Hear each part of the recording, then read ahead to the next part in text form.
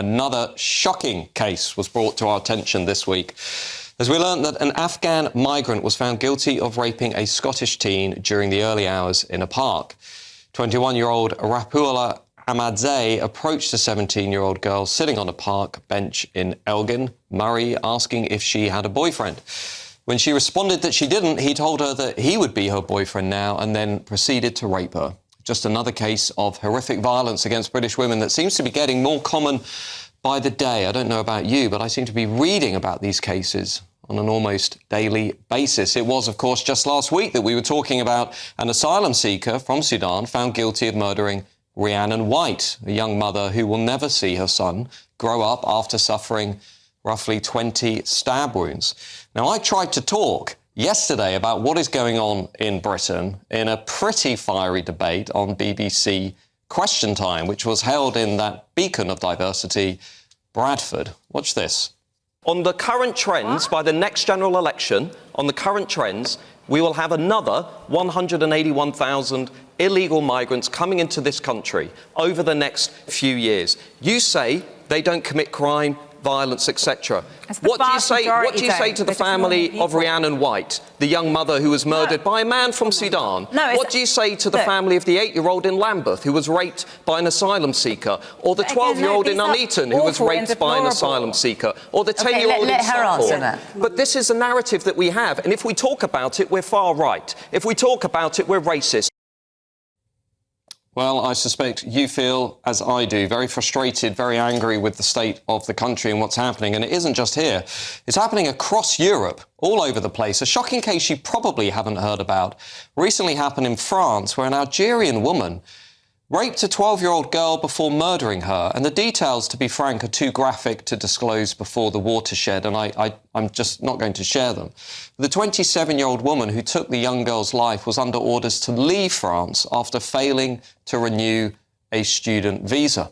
But nobody in Britain in traditional media is even talking about that case, even though much of France has been. And of course, while I was in Bradford, I also wanted to get across the key point, which is about the national inquiry into the rape gangs, or indeed the lack of it. Check this out. Why has it taken the Labour government so long to give us a national inquiry into the truth of the rape gang scandal, the mass abuse of white working class girls by Pakistani Muslim men? Hang on a minute, Matt. We are talking about the decision by the King to strip Andrew of his title. We're speaking in Bradford. Bradford refused to hold a local inquiry into the rape gangs. Well, indeed, of course, Bradford politicians did do everything they could to avoid holding a local inquiry into the rape gang scandal. And so I just wanted to remind the local people of Bradford what indeed has been going on in their city. We need that national inquiry, and we need it now. Now, why is it that they don't want to talk about violence against women? Nobody in Question Time wanted to talk about this, only me, apparently. All they want to do time and time again is sweep all of this under the carpet. Of course, much like they swept the rape gang scandal under the carpet for decades. They're just repeating the same mistake. And if you talk about it, you're far right. If you talk about it, you're Islamophobic, you're Nazi, etc., etc. But they're ignoring the evidence, they're ignoring what's happening in this country, and they're gaslighting the rest of this country. And I'm going to keep talking about it, as always. Using the internet without a VPN, a virtual private network, is a bit like taking to the road without car insurance. All it takes is one unlucky moment to cost you a lot of cash. This video's sponsor is Private Internet Access. They are the VPN to help keep you safe. Click the link in the description below to find out why over 30 million people have downloaded PIA to protect themselves online. A virtual private network is an app that hides your IP address and helps keep your data private. When you're browsing the internet at home, you give up a large amount of data to businesses, to shops, and indeed to social media giants too. Hackers have the ability to steal your personal data with ease, including sensitive information such as passwords, keystrokes, and even your personal photos. Private Internet Access helps protect your personal data by encrypting your internet connection to keep your data out of the hands of cybercriminals. And it's not just hackers either to be concerned about. Information can be censored too. When Canada passed their C-18 bill, social media giants decided to ban news content on their platforms. but PIA can protect your ability to consume the news and content you love. Private internet access is available for Windows users, Mac OS, Android, Linux, iOS, and you can use one PIA subscription to protect an unlimited amount of devices. And we've got a huge GB News discount for you too. Click the link in this video's description and you'll get a massive 83% off PIA. That's under £2 a month, the price of a coffee, and you'll get an extra 4 months completely free on top. Also, there's a 30-day money-back guarantee too. Visit piavpn.com/GB News to start protecting yourself digitally today. Joining us now to discuss it is the CEO of Freedom from Abuse, Marilyn Hawes. Marilyn, can I just ask you, why even now, years after we've known about the grooming scandal, we're learning about all of these horrific cases in the newspapers on an almost daily basis now, it seems to me. Why is it that now Westminster still has this inbuilt refusal, this tendency to downplay this issue of violence and abuse that is being meted out against British women and girls from people who shouldn't be in our country to begin with? Can I first congratulate you on surviving Fiona Bruce last night? Because frankly, I wanted to slap her. I don't advocate violence myself, Marilyn. I just want to intervene there. But I did have a very stiff drink after the show.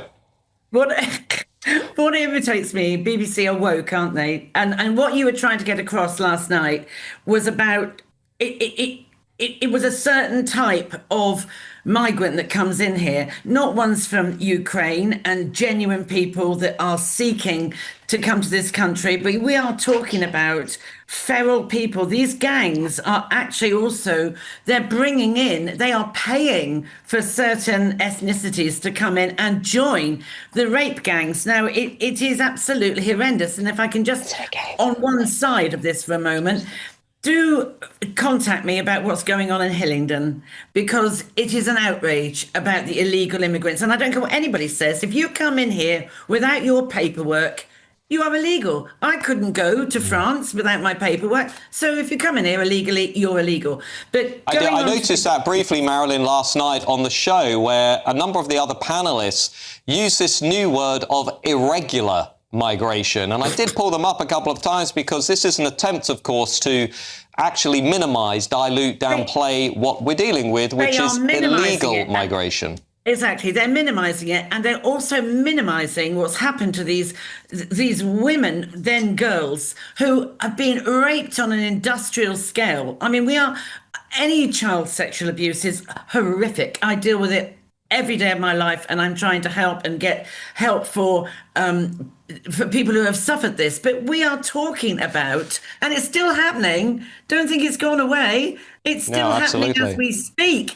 So it's all very well for Keir Starmer and he so eloquently said, I think I read on one report where he actually said, and I quote, we don't want to use the judges because it would require all ongoing proceedings to finish, because that would obviously interrupt and corrupt the investigation. And, because if they're in court, we can't talk about those people because it's a live case. Well, you can go on forever saying that because it is still going on. So indeed, we've also seen those reports, Marilyn, of course, in London from charity workers, social workers, former police officers who are saying in the mainstream press now regularly that since 2006, one former detective said he knew of at least 50 cases in the capital city, yet today Sadiq Khan, the London mayor, the Labour London mayor, is routinely trying to downplay the issue. Now, of course, Marilyn, the BBC would say that they are a neutral organisation. They would say they're not woke. They would say that they are balanced and they're giving room to both perspectives, both sides of the debate.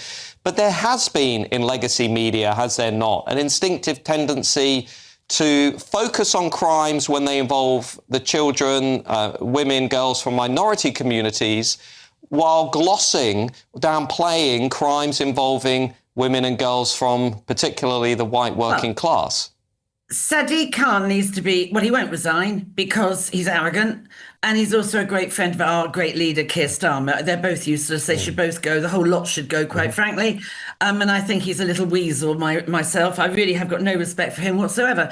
And I mean, I have known, I've done my job for 23 years. I have known for over 20 years what's been going on across the country and in London. If I know it and you're telling me he doesn't know it, and he's close to Sir Mark Rowley, it's absolutely rubbish. I mean, well, just hold that thought, Marilyn, because we want to thank you. I just want to bring in tonight's panel and get their view on this. We've got acting deputy comment editor at the Daily Telegraph, Poppy Coburn, political commentator Kai Wilshaw. Poppy, the argument there that this is still endemic, this is rife, this is happening right now across the country. Yeah, I have to say, I mean, I'm just sharing a personal view here. Going into, say, a BBC Question Time audience and a panel, I was struck at the dominant view there was to essentially downplay this, minimise it in Bradford, a city that, of course, has rejected a local inquiry into this issue, even though the local Conservative MP, Robbie Moore, said he suspects that you're probably looking at a Rotherham-style level of abuse in Bradford, but still legacy media saying, don't talk about it, don't talk about it. Well, it's remarkable because it's not just that they're not talking about it, it's the double standard here. You know, I've spoken about before in your show, there were loads of prominent feminists, including some MPs, who came forward to say there is no link between immigration and crimes against women, which is just frankly untrue. I mean, this is actually backed up by real data here. You can say that there are other good things about immigration that you like, but there is clearly a link between certain groups that come to the UK, particularly those who enter illegally or irregularly, as they're now being called, and committing serious crime. What I found so frustrating about watching you last night, Matt, is when you finally started to bring up what had been happening in that town, in Bradford, this industrial abuse of young girls. And when the first thing you say, when you get cut off by Fiona Bruce, it's when you're mentioning the ethnicity of perpetrators. And suddenly that's the moment where you have to be shut down and we can no longer have this conversation. This is why we need a national inquiry. This is precisely the attitude that we need to root out from a national inquiry. I mean, Kai, I was struck. We're having a conversation about Andrew, no longer Prince Andrew, of course, but we're talking about the importance of survivors. We're talking about the importance of people's lived experiences and the victims. Yet it seems that conversation is much easier for, let's say, the mainstream to have because it's about truth to power, it's about the royal family. But the conversation about grooming, the conversation about a very different power dynamic where it is people from a minority community abusing members of the majority community, people don't want to know about it. No, Matt, you and I both know that's nonsense, right? If I started to talk about the scandal of candy shops on Oxford Street right now in this item on your show, you'd be equally frustrated as Fiona Bruce was. If there was a link to what we're actually debating. But Matt, you'd been making that point throughout the evening. And what I would say about last night is, and I agree with you, that there are regular Brits all across this country who raise concerns about immigration, and that is completely fair of them to do. But I think what they saw through you, Matt, last night, and what they see is a very singular focus on the ethnicity of perpetrators while ignoring, conveniently, other sexual abuses that take place. And I think they suspect you and suspect your motivations, because where was your advocacy for women and survivors of sexual abuse? Hang on. Any time before this grooming gang scandal? Kai, if I could just bring that in. You mentioned this singular focus on the immigration angle here. Yes. That is something that is actually reflected in public opinion. You know, I know it feels sometimes we're talking about immigration endlessly, but that's because it's the number one polling issue for a significant chunk of the country. What I find frustrating is when I listen to feminists who've spent the last 10 years telling me that every single man that wolf whistles you in the street is a rapist in waiting, when there are actual cases of serious sexual abuse, suddenly bury their heads in the sand. And I understand that the right gets a lot of flack because they're seen as being, you know, just jumping on this issue because it's politically convenient. But can we not say that about people like Jess Phillips too? Can I just say one other thing? Can I ask? Let's just flip this around a minute. Here's why I raise that issue. This is my personal take on this. We're in Bradford. We're in a city that has rejected a local inquiry into the rape gangs, and we're in that city a week after the Labour government has lost the confidence of a number of rape gang victims who have said publicly they don't have confidence in Jess Phillips, they don't have confidence in Keir Starmer. The very next week, we're in Bradford.